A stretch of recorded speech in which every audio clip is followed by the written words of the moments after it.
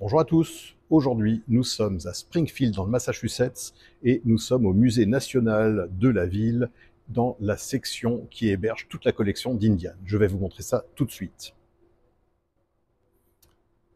Alors voilà, ça commence par des vélos, ça commence par une reproduction de la première moto de Daimler-Benz, enfin Daimler, hein. Voilà, 1883, 85, pardon. Voilà. Bon, ça, c'est pas ma spécialité, hein. De toute façon, c'est une reproduction. Ensuite, histoire d'accueillir le visiteur avec quelque chose de très très connu, il y a une chiffre 1948. Là, un prototype de petit roadster que Indian a fait en 1928. Donc c'était voilà à l'époque où Indian essayait de se diversifier, de diversifier sa production. Je vous avais parlé de l'amortisseur automobile de 1929, j'avais fait une vidéo là-dessus, donc vous l'avez aussi dans mes autres vidéos. Et ça, c'est donc le moteur qui était censé propulser ce prototype de voiture, ce prototype de roadster, donc évidemment avec un système de ventilateur pour refroidir ce moteur à refroidissement par air. Alors, on passe ensuite à cette vitrine avec un grand bi fabriqué par George Handy, qui avant de se lancer dans la production de motos était champion de course cycliste et ensuite fabricant de vélos. Donc ici, il y a aussi toute une série de médailles que George Handy a remportées. Voilà. Dans la vitrine voisine, des outils qui ont appartenu à Karl Oskar Hedström, donc son associé, et au-dessus une Indian de 1906. Donc sensiblement le même genre que les premières Indians, la première production de 1901. Voilà, et ensuite là, on a donc une sorte de chronologie de la production indienne. Je ne vais pas tout vous décrire. Là, il y a un V-twin Handy de 1913. Voilà, ici le petit modèle flat twin nord-sud, comme on disait, donc le light twin de 1917. Ici, bah ça évidemment, ça c'est intéressant parce qu'il n'y a qu'ici qu'on va voir ça.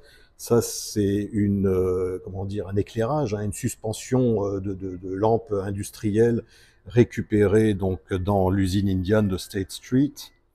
Et ici, voilà, tenez, je vais vous montrer d'abord un petit peu l'usine. Donc, il y a toute la partie avant, donc celle de droite sur la photo, qui a malheureusement été démolie en 1985. Il reste maintenant la partie de gauche, que nous allons aller visiter tout à l'heure. Je ferai peut-être une autre vidéo.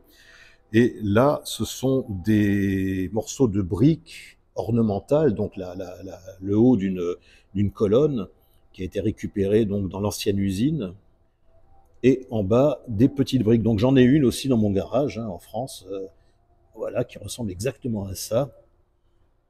Alors on poursuit, alors là c'est magnifique, mais bien sûr, un petit board tracker monocylindre de 1912. Et alors, ça c'est rarissime, ça c'est la caisse de transport Like a Flash, la caisse de transport en bois. Alors ça, il doit en rester deux ou trois au monde, hein, de ça. Voilà. Ensuite, il y a quelques autres marques. Il y a une Yale ici, il y a une Pope un peu plus loin. Il y a une petite Cleveland 1920. Voilà. Ensuite, un petit monocylindre Indian Prince. Là, les moteurs hors bord qui ont été faits en 1930-31, toujours dans le but de diversifier donc la production. Là, il y a une Harley, mais ça c'est une reproduction. Ça, ce sont des motos qu'on peut acheter maintenant, hein. On peut les acheter clé en main, sauf qu'il n'y a pas de clé. Et on peut acheter une 1903, on peut acheter une 1909. Enfin voilà, ça marche, hein, ça roule. Mais enfin, c'est quand même assez cher. Et puis ça n'a absolument rien d'authentique. C'est très joli pour décorer, peut-être pour s'amuser à rouler lors d'un meeting, par exemple. Mais ça s'arrête à peu près là. Voilà, et puis ici, du Harley, un petit pea shooter culbuté de course, Là, c'est pareil, un petit flat tracker, enfin, speedway racer, quoi, hein, Indian. Là, il y a de l'Henderson 29, donc là, on tape dans les hauts de gamme, quoi, hein, les Indian 4 1937. Là, une petite Indian 4, donc une 4 cylindres de 1942, donc la dernière année des 4 cylindres Indian. Voilà. Donc ça, c'était l'Indian militaire, donc qui faisait concurrence à la WLA, WLC. Mais alors là, autant pendant la Première Guerre mondiale, ils ont remporté le plus gros du gâteau, hein, pour les commandes militaires. Hein, 64% des motos de la Première Guerre mondiale, des motos américaines, étaient des Indian, mais pendant la Deuxième Guerre mondiale, elles se comptaient sur les doigts de la main, quasiment, hein, comparé au WLA, WLC Harley. Et là, donc ça, c'était le modèle 841. Donc en 1942, le gouvernement américain avait demandé aussi bien à Indian qu'à Harley de fabriquer des prototypes de motos qui résisteraient bien aux grosses chaleurs dans le désert nord-africain. Donc aussi bien au niveau moteur, avec un meilleur refroidissement, que au niveau transmission, donc pas de transmission par chaîne, mais par cardan. Donc Harley avait fait la copie de la BMW avec la XA, et Indian a carrément créé de toutes pièces un moteur V-twin transversal, un peu à la Guzzi, avec un cardan. Voilà. Et ensuite sont arrivés les Jeeps, donc toute cette commande militaire a été purement et simplement annulée. Voilà. Vous voyez qu'on n'est pas nombreux dans le musée. Je suis toujours avec mon ami Franck Margerin qui est en train de visiter d'autres sections du musée. Il y a aussi des avions ici, il y a vraiment de tout. Ici, un superbe hill climber, hein. Je vous laisse voir un petit peu le diamètre de la couronne derrière.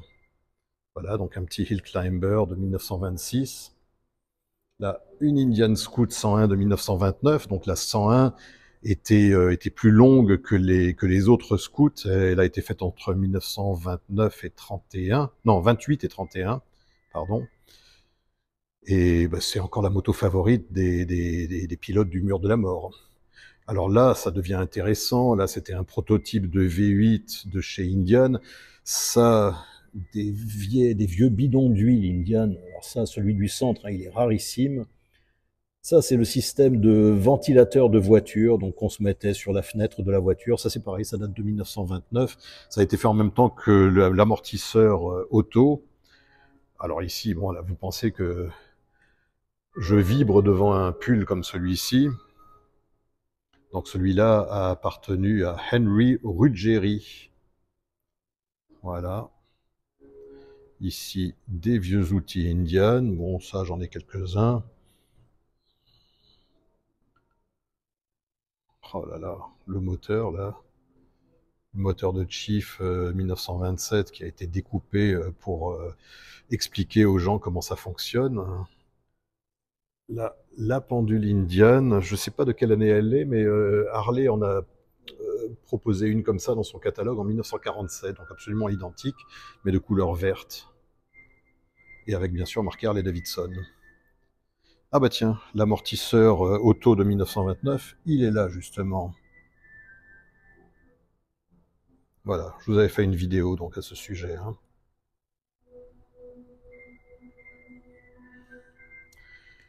Alors, on continue. Donc avec une petite Scout Pony 1932, donc c'était vraiment le petit lightweight, la moto, le V-twin léger. Sport Scout 1934. Scout Junior 39. Alors là, une moto sympa, là, une Indian Scout Junior de 1940, donc première année avec les garde-boue flasqués. Et celle-ci a appartenu à Louise Sherbin, qu'on voit là. Et puis, il y a même sa tenue de club. Voilà, donc ça, c'est une sorte de skidoo. Voilà, fabriqué dans le Wisconsin, à Clintonville, dans le Wisconsin, en 1941, mais motorisé par un moteur d'Indian. Et là, on arrive dans la production des scouts de la fin des années 40, donc 1949. Là, ça, ce sont un peu les monos et les bicylindres qui ont signé l'arrêt de mort d'Indian. Voilà, malgré quelques victoires en course, hein, notamment grâce à Max Boubeck. Et puis là, ben voilà, le chant du cygne.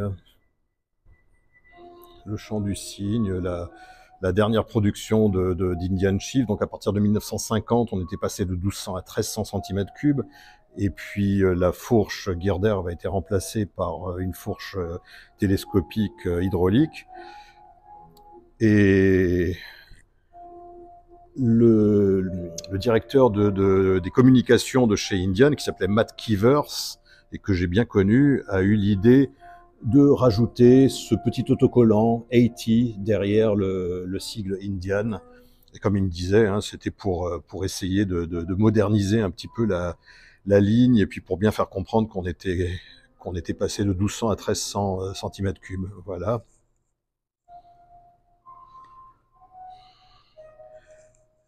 Alors, pour finir, là on a fait le tour du musée, on retombe sur le prototype de voiture. Et là, il y a une vitrine avec différentes petites choses. Donc, un pull Indian qui existait, hein, qui se vendait. C'est pas un pull de course, c'est un pull qui se vendait au catalogue, une sorte de sweatshirt qui se vendait au catalogue en 48. Là, il y a le t-shirt que Ed Kretz Senior commercialisait en 1991. J'en avais acheté 3 à l'époque. Il m'en reste 2. Il y en a un qui est exposé sous cadre dans la vitrine, enfin dans un cadre, je veux dire, pas dans une vitrine, qui est exposé chez le concessionnaire Indian de Lille. Mais c'était un de ceux que j'avais donc ramené de Daytona en 91. Voilà, quelques jouets. Et puis voilà, ben, on revient au point de départ. Et je laisse mon ami Franck Margerin vous dire au revoir. Voilà, et moi aussi, je vous dis au revoir les amis. Ciao. Ciao. Alors, nous voici à Springfield, Massachusetts, toujours, avec à gauche State Street, à droite Wilbraham Road, et donc ici, ce qu'il reste de l'usine Indian. Donc là, nous avons un parking, au fond, la caserne de pompiers, mais qui n'existe plus. Enfin, le bâtiment existe, mais c'est plus une caserne de pompiers. Et donc ici, le parking, c'est là que se trouvait le premier tronçon de l'usine Indian, qui a été démoli en 1985. Et voilà maintenant ce qu'il reste. Donc tout ça, c'est resté à l'abandon pendant de très longues années. Je viens de parler avec un résident qui a toujours habité à Springfield et qui me disait qu'à l'époque, dans cette partie du bâtiment là que je vous montre à l'instant, mais de l'autre côté, côté rue, côté State Street, il y avait encore, on pouvait voir à travers les fenêtres des pièces, des entrepôts avec plein de pièces de moto encore qui traînaient. Voilà. Là, ce sont les bureaux, c'est l'accueil. On essaiera de venir, peut-être que je reviendrai demain, parce que là aujourd'hui on est dimanche, donc l'accueil est fermé. Mais il y a à l'intérieur plein de photos historiques de l'usine. Il y a une vieille Indian, je crois que c'est une 1950, une Chief qui est exposée sur une estrade. Et puis voilà, bah écoutez, voilà ce qui reste donc de l'usine Indian. Voilà. Alors malheureusement, ça, c'était pas le plus beau des bâtiments.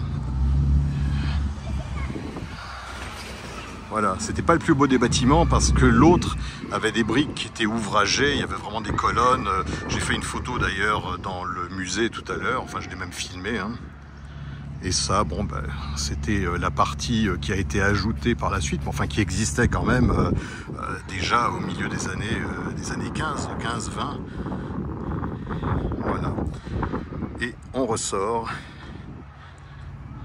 Voilà, donc vous voyez ce qu'il reste. Donc c'est un complexe de 500 appartements.